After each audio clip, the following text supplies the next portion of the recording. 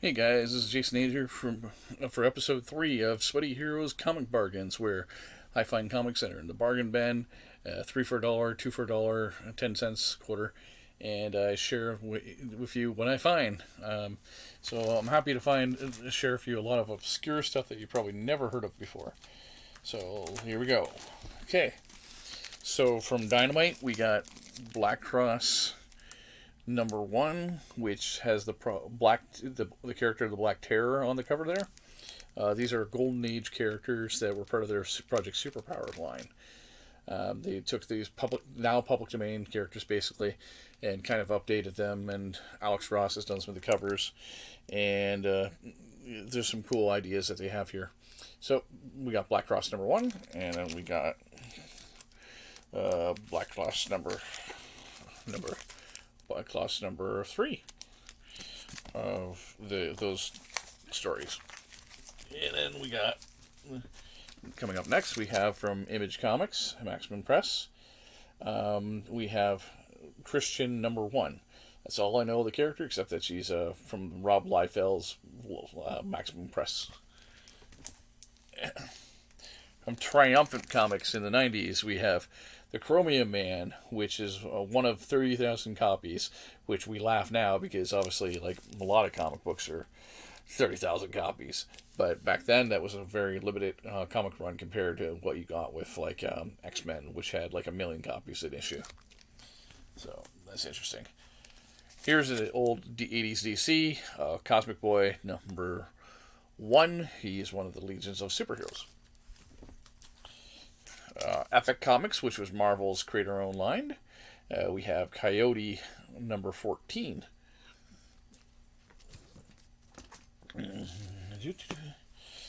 And from Neil Adams Continuity Comics, we have Cyber Rad #1, and then Cyber Rad #2. One of the newer comics that coming out from the last, but from the last 5 years, Cyborg #9, with guest starring Shazam.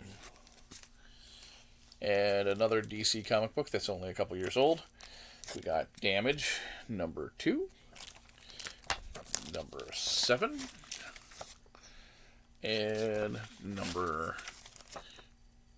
#12, featuring the Justice League of Superheroes. From John Byrne, we have Danger Unlimited #2, which is his creator-owned series. DC's Dark Star #2, which are similar in tone to the Green Lantern Corps. A newer character, a new tutorial, Doomed #2 by DC Comics. Leonard Nimoy from Star Trek wrote a series called Leonard Nimoy's Primordials, and this was about aliens, and it involves some dinosaurs becoming like humanoid characters as well. It's pretty cool. Um, One of the few mainstream comics you're going to see in this sweaty bargain, Marvelous X-Men #5. Then we have an issue of Mortal Kombat X. I'm not actually a fan of Mortal Kombat, but this is Mortal Kombat by DC Comics, and just putting in here just for others to look at. Marvel UK's Motormouth. That's actually her in the top right corner there, and she's an interesting, fun character. But this issue has an appearance by Cable. It looks like. Another Neil Adams, who was a legendary '70s Marvel artist, Marvel and DC artist. He had Continuity Comics, and this is Mystic #1,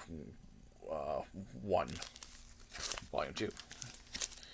Neil Gaiman's Mr. Hero #1, which is more in the sci-fi genre. DC's update of Challengers Unknown called New Challengers #2. And then we have a #4 as well. DC's 80s book called New Talent Showcase #1. This was an anthology series. It didn't even have necessarily DC characters. It was just anthologies of first-time writers, first-time artists, and DC sort of showcasing their work. And it was like work just basically doing tryouts for becoming a DC artist and writer. Marv Wolfman and Gene Colan doing Night Force, which is kind of the same vein as, I guess, they fight like supernatural creatures and stuff. And so this Marv Wolfman and Gene Colan's series, and he's done this series a couple times, and they did our more recent reboot, and here's an issue number 1 of that, as illustrated by Tom Mandrake.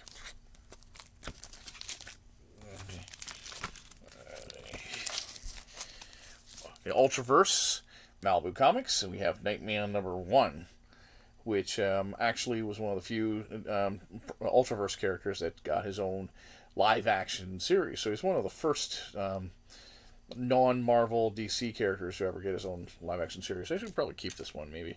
I'm sure Nightman was kind of a character kind of like in the Daredevil vibe. Then we have Jack Kirby's Night Glider number 1, which was from the Kirbyverse from the 90s, and published by Top Comics, who published trading cards. Top Cow doing a story called 9 and Volt, and this is issue number 3. I have no idea what that is. That's kind of the vein of Cyberforce, I think. Valiant's original Ninjak number 2, artist Joe Quesada, who went on to, of course, famously become the head editor and honcho at Marvel Comics. Then we have the modern Ninjak, one of the more current runs, issue 7 and issue number 8. Following that, we have a miniseries called Ninjak Shadow Man. Okay. An obscure comic book called Nira Cyber Angel from Entity Comics. I looked inside. This is black and white. So this is just a very obscure publisher that happened that created this title. The Fox TV series The Orville, which is kind of like the Star Trek spoof. Dark Horse has the rights to that, and this is a Orville miniseries number 2. Issue number 2. Then we have Plasma from Marvel UK, issue number 1. And then Power of the Atom, number 2, by Roger Stern. Written by Roger Stern, I mean. And then Power of the Atom, number 15. And then Power of Shazam, number 19, from the 90s. Project Superpowers, again, was Golden Age heroes that Dynamite took and decided to do something interesting with. So this is the miniseries of number 1 with the Green Llama, Black Terror. Number 2 with the Death-Defying Devil and the Flame. Death-Defying Devil was actually originally named Daredevil in the Golden Age, but that name went into the public domain, so Marvel picked that name up, and of course we have Daredevil, Man of Fear. So Death-Defying Devil is actually the new name for what was known as Daredevil. And then this one is issue 3 with Masquerade and the Mighty Samson, but this Samson, although he is blind and has super strength, is not the biblical Samson. He just has similar powers to his namesake. And then one of the modern Valiant comics, this is Quantum and Woody, issue number 4. Ultraverse, and this was a crossover with Prime and Captain America, and featuring Bill Clinton and a double ganger of Bill Clinton from another world as one of the villains. Walter Koenig from Star Trek, writing a character he created called Raver number 1, which was from Malibu Comics. Then we got Santa the Barbarian from Maximum Press. For another Continuity Comics, Samurai, and this is issue number 4. Another character from DC that I never heard of before, Scarlet, and this is issue number 1. Never heard of this character before, but it looks like it's mainstream DC Comics. Here another couple of Valiants, Second Life of Dr. Mirage, number 1, followed by Second Life of Dr. Mirage, number 2. From Alternative Comics, we got Scrimshaw, I guess it's called, and it's number 2. The price tag is $1.50. This is not an old comic. This is more of a newer comic, but I guess they're doing this cheaper price, cheaper print, to try and draw new people to alternative comics. Their Valiant Secret Weapons number 5. And then from Valiant, Shadow Man number 14 from the original run. And that's a cool cover. Very Ghost Rider like. And then the new run, Shadow Man number 3, one of the miniseries or something. From Marvel, the X-Force team, Shatterstar number 1 miniseries. And Shatterstar number 5 miniseries from the miniseries. And then finally, in our pile, Shield, who was created by Archie Comics. We have Shield when DC took the license to do the character, number 4. Shield when Dark Horse took the character. This is issue number 2 of that. Six Pack and Dog Welder, number 1, which I've never heard of before, and I have no idea who these characters are. Mike Mignola's Sledgehammer, and that's issue 1. From the Fox TV show, we have Sleepy Hollow. And then from the Ultraverse, we got Sludge number 1, who is kind of a Man-Thing type character. Then we got a character called the Snowman. Then an obscure comic and a publisher, Soul number 1. And then from Top Cow, who created Cyberforce, and Witchblade, we have Soul Saga number 2.